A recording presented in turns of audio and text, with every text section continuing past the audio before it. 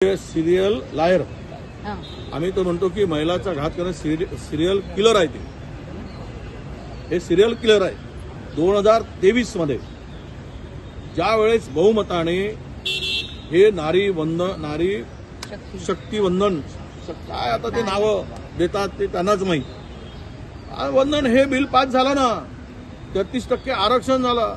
त्यावेळेचे भाषणं काढा, मुख्यमंत्र्यांचे काढा, पंतप्रधानांचे भाषणं काढा. त्यावेळेस काय बोलले ते, त्यांची भाषणं काढल्यावर पता पुरा देश बघतोय त्यांची भाषणं. त्यावेळेस एकमताने ते बिल पारित झालं. आणि काँग्रेसचं नाव घेतलं नाही, पण प्राईम मिनिस्टरने मात्र भाषणातून या विरोध केला म्हणून 56 वेळा 58 वेळा कांग्रेस कांग्रेस कांग्रेस कांग्रेस ने ये किया, कांग्रेस ने वो किया, कांग्रेस ने ऐसा किया, कांग्रेस ने ये करने नहीं दिया. अरे जब ये बिल में उसमें आपल्या या बिलात त्याचा उल्लेखच नाही. नारी शक्ती वंदन उल्लेखच नाही, पण नारी शक्ती पुढे केली. आणि त्यावेळेस आमच्या मुख्यमंत्र्यांना सांगितलं आमच्या महिला नेत्यांनी की या आम्ही समोर करू. आता तुम्ही म्हणताय की समकक्ष पाहिजेत. आता समकक्ष म्हणजे कोण? आमचा मुख्यमंत्रीच नाही समकक्ष म्हणजे. मग दुसऱ्याला मुख्यमंत्री महाराष्ट्रात करावं लागेल आणि दुसरा मुख्यमंत्री महिलांना करून समकक्ष बसवावं लागेल. तर त्यासाठी 6 महिन्यासाठी मुख्यमंत्री करून घ्या आमच्या महिलांना एखाद्या आणि बसून घ्या समोर. विषय हा येतो की इथे तुम्ही जे जुमलेबाजी करताय. आता देवेंद्रजी तुमचा मला वाटतं की त्यांना मनापासून ते बोलत नाही आहे. त्यांना ते दिल्लीवरून म्हणताय ते त्यांचं हे आहे ते राबवावं लागतं. दिल्लीचा प्रोग्राम स्क्रिप्टेड प्रोग्राम, त्यांचा काही दोष नाही. त्यामुळे ते त्या पद्धतीनं बोलत आहेत. पण वस्तुस्थिती काय आहे, ज्या बिलामध्ये याचा उल्लेखच नाही नारी शक्तीचा. नारी शक्ती वंदनच नाही, तरी हे चंदन फासून पूर्ण महाराष्ट्रामध्ये काल पाहिलं ते महिलांचा आक्रोश. कुठे आहे तुमचं नारी वंदन? ज्यावेळेस तुम्ही इव्हेंट करताय, हे जे जुमलेबाजी करताय, हे सगळे ढोंग करताय, तर हे महाराष्ट्रातील. आणि कालचं एका चॅनलवर पाहिलं, मी नाव नाही घेणार, ते पाहिलं किती टक्के लोकांनी त्याला समर्थन दिलं. 18% लोक त्यांच्या बाजूला आहेत. हे जे मानतायत हे की नारीवर अन्याय झाला, बहिणीवर अन्याय झाला, हे यामध्ये जुमलेबाजी आहे, हे राजकारण आहे, हे 82% लोकांना माहिती. त्यामुळे या अशा फालतूगिरीला महाराष्ट्रातील जनता बळी पडणार नाही असा आम्हाला विश्वास है. देखिए ये इवेंट है उनका. देखिए ये नारी शक्ति वंदन नारी शक्ति ये बिल को लेकर वो देश में, अरे मूलतः उस बिल में ये नाम ही नहीं है. नारी शक्ति वंदन है ही नहीं, एक लाइन भी नहीं है. क्यों गुमराह कर रहे हो, क्यों जुमले पेर रहे हो, क्यों छूट के पुलिंदे आप जनता के सामने रख रहे हो? ये सब जो है ये महिलाओं के प्रति नहीं है. वो तो 23 में कांग्रेस ने पूरा समर्थन दे चुका है. दोनों पार्लियामेंट में हो, अपने राज्यसभा में हो या लोकसभा में हो, पूरा और एक मत से वो बिल पारित हुआ. तब मोदी जी ने कांग्रेस का नाम लेकर कभी बधाई नहीं दी, कांग्रेस का नाम नहीं लिया कि इनके भी सहयोग था ये बिल में. और आज उनको 5 राज्यों के चुनाव में फायदा उठाने के लिए और परिसीमन का नाम सामने, महिलाओं का नाम सामने करके परिसीमन करके अपने मर्जी से दक्षिण को अलग, उनको दक्षिण के लोगों का नुकसान करने के लिए और उत्तर के लोगों को फायदा करके जो हिंदी भाषिक लोग हैं उसमें से ही अब ये परिसीमन के बाद दक्षिण के सीटें कम हो जाती तो कभी भी आने वाले दिनों में दक्षिण से कोई प्राइम मिनिस्टर वहां पे नहीं बन सकता. क्यों नहीं बन सकता? तो वहां के सीटें कम हो रही है, माइनस हो रही है. तो ये देश को तो बैलेंस करना पड़ता है ना. तो सब जगह में, पूरा हिंदुस्तान में जो परिसीमन करना था, इसके पहले कांग्रेस ने किया था, पर ऐसी जगलरी नहीं की. और इसमें उनका जो हेतु था कि महिलाओं के नाम को सामने रखकर ये सब इनका ओपन हुआ है, इनका मंचा ओपन हो चुका है. ये जनता के सामने इसका असली चेहरा दिख पड़ा. तो मुझे लगता है कि ये जो कर रहे, कल महिला ने उनको आईना बताया है कि आपके साथ में हम नहीं हैं, ये बकवास है, ये सच्चाई नहीं है, फैक्ट्स नहीं है। आप लोग कभी भी महिलाओं का सम्मान की बात नहीं करते। 20 लोगों के नाम हैं जो कि महिलाओं को पीड़ित किया है, वो लोग आज भाजपा में हैं। जो बलात्कारी हो वो है, उनके ऊपर कार्रवाई नहीं की गई। ये महिला की सम्मान की बात छोड़ दीजिए, ये सब बकवास है। तो जनता ने, महिला भगिनी ने मेरे महाराष्ट्र के जो दिखाए अपने वो आंदोलन, 10-20 महिलाएं, 25-25 महिलाएं थी, और कल जो महिला का आक्रोश था, जो महिला ने जवाब दिया, इससे तो कुछ सीखो, थोड़ी शर्म करो कि उनके भावनाओं को उन्होंने उजागर किया कि ये तुम्हारा पॉलिटिकल इवेंट है, ये सच्चाई नहीं है, तो महिलाओं को कुछ देना नहीं चाहते।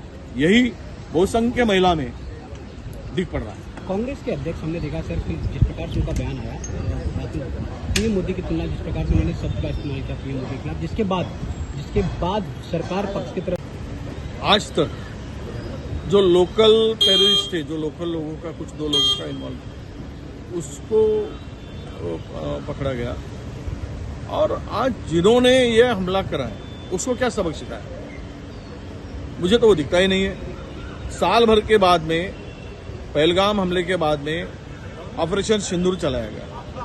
अब सिंदूर में आप किस दिशा में वो लेके गए, पर जिन वहां पे मेरे बहनों का सिंदूर पूछा गया, उसके बारे में क्या हुआ, उसका बदला कैसा ले गया।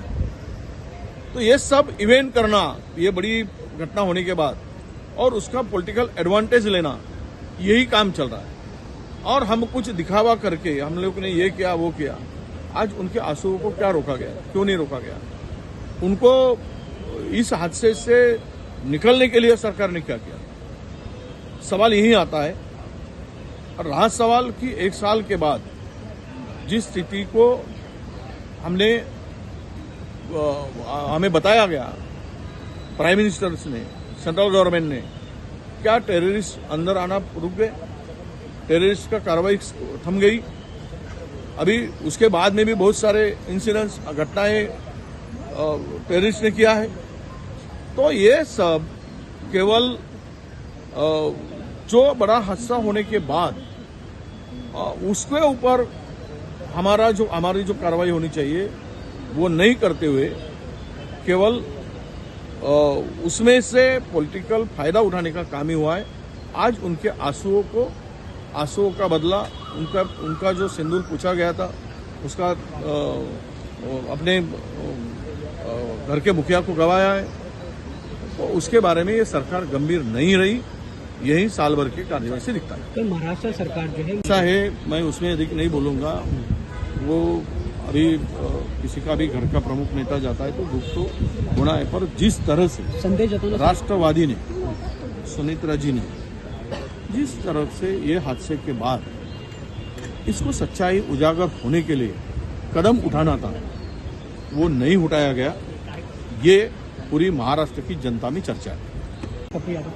नहीं, मैं उस बारे में ऐसे इस तरह से भाषा का गलत महिलाओं के प्रति करना, वो माफ करने के लायक नहीं है। चाहे कोई भी नेता हो, उसको इस तरह की भाषा करता है तो कार्रवाई को होनी चाहिए। ये विचार कांग्रेस का है। और भारतीय जनता पक्ष ये बेशरम पार्टी है। ने महिलाओं का अपमान करने के स्टेटमेंट करने के बाद में भी वो भाजपा के साथ नहीं रहते, उनके ऊपर कार्रवाई नहीं होती, ये दुर्दैव की बात है। और पप्पू यादव ने जो कहा वो गलत कहा है, उसका निषेध है। खड़गे साहब ने जो बोला है, वो सुब्रमण्यम स्वामी ने जो कहा था वो बोला। अब जवाब तो सुब्रमण्यम स्वामी को भी देना चाहिए ना, वो भाजपा के एमपी है। मगर मोदी जी के खिलाफ जो बातें वो करते, क्यों डरते हैं वो, और एक दलित आदमी के ऊपर अटैक करने की बात करते हैं। सुब्रमण्यम स्वामी तुम्हारे घर का है, घर का आदमी तुमको तुम्हारे असलियत लोगों के सामने रख रहा है, तब तुम्हारा मुंह क्यों बंद होता है सरकार का? उसको जवाब क्यों नहीं देते हैं? और हमारा अध्यक्ष एक पिछड़ा, अति पिछड़ा जाति का है, और वो सच्चाई बोलता है तो उसके ऊपर अटैक करते हो आप। तो आपके खून में क्या है ये दिख पड़ता है। कटौती किया एसआईआर के माध्यम से, जो अपोजिशन का वोट था वो भी कम किया, काट दिया। और दूसरी तरफ जिस तरह का इवेंट चल रहा है, आपने देखा है कि कल एसपीजी जवान था, उसको दुकान पे उसको ही बिठाया गया, क्या बोलते हैं उसको, क्या खाने कि वहां पे तो मोदी साहब पीएम करके जा ही नहीं रहे, सीएम करके जा रहे हैं वहां पे। जिस तरह का प्रचार प्राइम मिनिस्टर कर रहे हैं, इसके पहले का जो हम देखा है इतने सालों से कि 4-5 सभाएं एक पीएम लेते थे। आज तो जितने सीएम वहां के लोग हैं, ममता जी नहीं ले रहे, उससे ज्यादा सभा रोड शो पीएम कर रहे हैं। तो मतलब उनको एक स्टेट जीतने के लिए पीएम को सीएम के रोल में जाना पड़ रहा है। यह बड़ा दुर्भाग्य की बात आहे। महिलांचा आक्रोश काय असतो हे काल त्या महिलेने दाखवून दिला आहे की लोकशाहीमध्ये, डेमोक्रेसीमध्ये आणि हे सगळे जे काही काल चाललं होतं, काल आम्ही त्यावर ट्विट केलंय माझं आणि मी आज सांगितलं आहे की जनतेने, त्या भगिनीने यांना आरसा दाखवला, वस्तुस्थिती दाखवली। तुम्ही काय 10-20 महिला गोळ्या होऊन तिकडे हे करताय, नारी शक्तीच्या बोंबा मारताय, त्या सगळ्या गोळा केलेल्या आणि तुम्ही त्यांच्या मनातूनही तो आवाज निघत नव्हता, पण जो आवाज काल निघाला तो खरा आवाज होता। ये तुम बकवास कर रहे हो, तुम लोगों के साथ में महिलाओं के साथ में बेईमानी कर रहे हो, यही उनको जताना था। अगर थोड़ा भी उनको लगता कि ये लोग सच्ची दिल से, सगळ्या म्हणजे प्रामाणिकपणे, इमानदारीनं, सच्च्या मनानी जर ही महिला असत्या तर तिला समजलं असतं की हे लोक, ही सगळी मंडळी इमानदारीनं रस्त्यावर उतरली आहेत महिलांच्या अधिकारासाठी। पण त्या महिलेला माहीत झालं हे बोगस आहेत, हे जुमलेबाज आहेत, हे केवळ इव्हेंट करून महिलांचं मत घेण्यासाठी हे राजकारण करत आहेत, हे त्या महिलांना ओळखलं। म्हणून ती भगिनी अगदी शूरवीरपणे त्या सगळ्यावर तुटून पडली आणि सगळ्यांची तोंड बंद झाली, काही करू शकले नाहीत, कारण ही सत्यता होती, सच्चाई होती। काल हे तर सगळ्यांनाच ठाऊक आहे। गडकरी साहेबांच्यामुळे महाराष्ट्रात, देशामध्ये जे काही कामं झाले ते नितीन गडकरींनी केलेली कामं सगळ्या देशाला माहीत आहे। त्यांच्यामुळं जरा या सरकारला पुशारकी मारता येते। पण आता अलीकडे मात्र त्यांची कोंडी होताना दिसते। त्यांच्या वक्तव्यावरून कोंडी का केली जाते, कारण ते त्या स्पर्धेतले कॉम्पिटिटर कदाचित असावेत, त्यांची भीती वाटत असावी।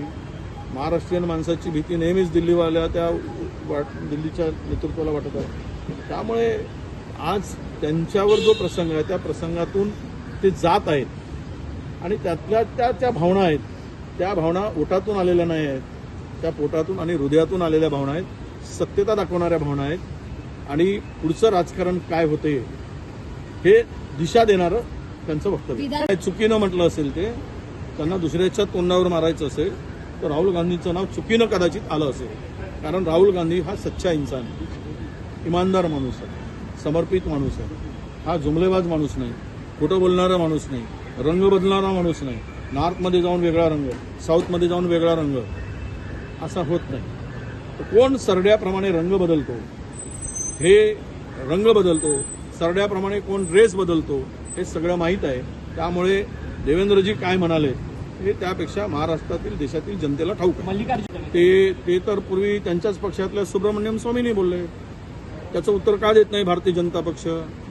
एक आमचा अध्यक्ष एक पिछड्याच अतिमागास माणूस आहे, तो सत्य बोलतो, जे तुमच्या नेत्यांनी बोलत तेच मांडतो, त्यावेळेस तुम्ही तुटून पडता।